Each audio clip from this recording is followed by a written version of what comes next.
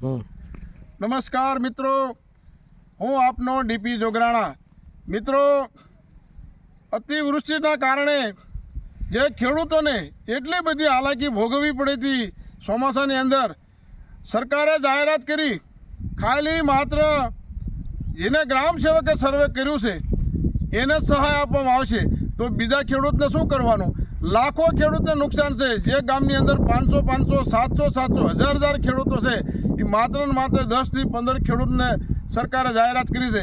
તો આ જાહેરાત ક્યારે હાલે નહીં, એટલા માટે હું ચોટીલા તાલુકાને તમામ સમાજના ખેતી કરતો ખેડૂતને એક આહવાન કરું છું કે આવતીકાલે 12 વાગે સુરેન્દ્રનગર ખેતીવાડીની ઓફિસે આપ સર્વે જે ખેડૂત ખાતેદાર છે એ બધા બહુમતીથી પધારો, એ આપ સૌને હું જાહેર આમંત્રણ આપું છું. મિત્રો, આમાં કોઈ વાદ નહીં, વિવાદ નહીં. તમારા હકની લડાઈ માટે લડવા માટે અહીંયા આગેવાનો આખા જિલ્લાની અંદર આગેવાનો આવવાના છે.